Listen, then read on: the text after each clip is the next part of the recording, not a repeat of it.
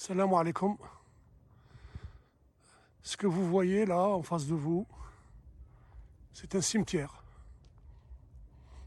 Le carré, c'est un carré, plutôt rectangulaire, mais bon, on, on a l'habitude d'appeler ça un carré pour un cimetière.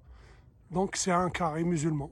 C'est le carré musulman, le cimetière de l'île Sainte-Marguerite. Donc au large à 15-20 minutes donc de Cannes. Donc c'est une île qui fait partie d'un archipel. Euh, on les appelle les îles donc les îles de l'Iran. Voilà. Et qu'est-ce que font ces musulmans ici? Comment se fait-il qu'ils se retrouvent enterrés ici? Ben, ce sont les musulmans qui étaient prisonniers sur cette île et qui ont été déportés donc, à différentes périodes donc, de la colonisation. Ça a commencé donc avec la Smala d'Abdelkader, l'Amir Abdelkader, au moment où il a rendu les armes, ou peut-être même avant, pendant comment dire, la bataille qui a eu lieu avec les troupes donc, du duc d'Aumale. Et en l'absence de l'émir Abdelkader, il n'était pas présent. Donc on attribue cette victoire comme si c'était une victoire donc au duc d'Aumale. Donc ils ont fait des prisonniers. Donc ils ont ramené ici. Par la suite également, donc il y en a eu d'autres qui ont suivi. Et ils ont été enfermés sur cette île pendant une assez longue durée. D'autres donc les ont rejoints par la suite au moment de la reddition de l'émir Abdelkader. Donc il a, avant de terminer donc, son parcours au château d'Amboise, donc il est passé certainement donc, sur cette île. On dit qu'il est passé par Toulon et par la suite il a été amené donc, à Amboise, enfermé dans le château d'Amboise. Donc vous voyez ce carré quand même il est donc assez grand.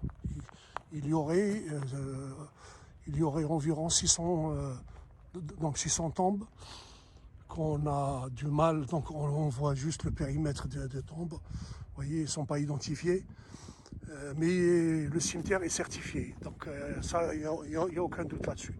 Il y a un autre cimetière un peu plus loin, c'est un cimetière chrétien, mais c'est pareil, c'est une île qui servait aussi donc de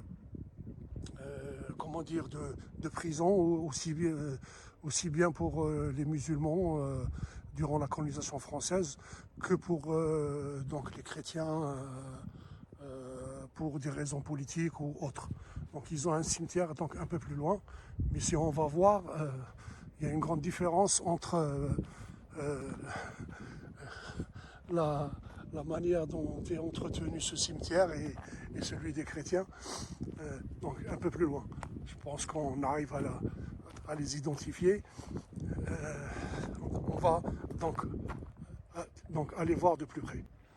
Donc nous voici donc dans le cimetière chrétien. Vous voyez, il y a même une stèle qui a été mise en place à leur honneur. Honneur et patrie, vous voyez, c'est marqué dessus. Ils sont morts prisonniers, mais bon, la patrie leur rend les honneurs. Souvenir français, comité de Cannes, 1893. Voilà. Et si on va voir de plus près, donc il y a un certain nombre de tombes également, mais si on va voir de plus près, chaque tombe porte un nom. Chaque tombe porte un nom. Comme celui-là par exemple, Michel Pierre, 1856, 17 juillet 1856, Collet Nicolas, 1854, de Flandre François, 58 également, etc. Donc ils ont un nom chacun, d'accord?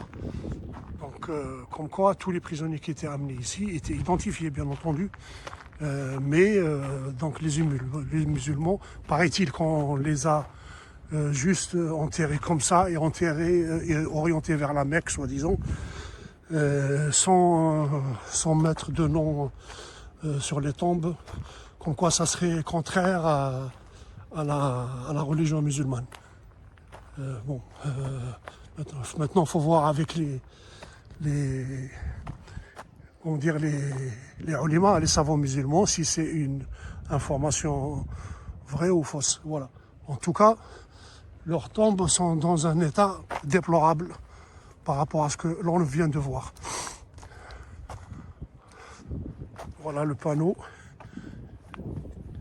qui témoigne bien, cimetière musulman. À partir de 1840, le fort servit de résidence surveillée pour les insurgés capturés lors de la conquête de l'Algérie. Les plus nombreux furent les membres de la Smala d'Abdelkader, pris en 1843. Les prisonniers décédés pendant la détention sont enterrés dans ce cimetière. Voilà. Donc il y a une photo d'eux ici. Donc ils ne pouvaient pas donc aller plus loin, sachant que c'est une île. Donc dans la journée, ils étaient livrés à eux-mêmes. Il paraît qu'ils étaient enfermés dans des conditions déplorables, d'hygiène déplorable, sachant que l'eau, c'est une île qui n'a pas d'eau, elle ne dépend que de la générosité du ciel, des bassins qui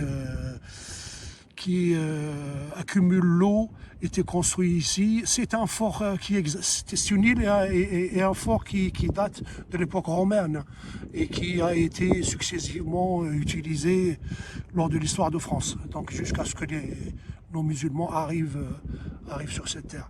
Voilà. Et ça, c'est la fameuse bataille de la Smala dont je vous parlais tout à l'heure, menée par le duc d'Aumale, et où ne se trouvaient que des femmes, des vieillards et des enfants. L'émir Abdelkader était en campagne, quelque part en Algérie, et c'est quand il est arrivé qu'il a trouvé le désastre et que tout son camp a été déplacé. Voilà.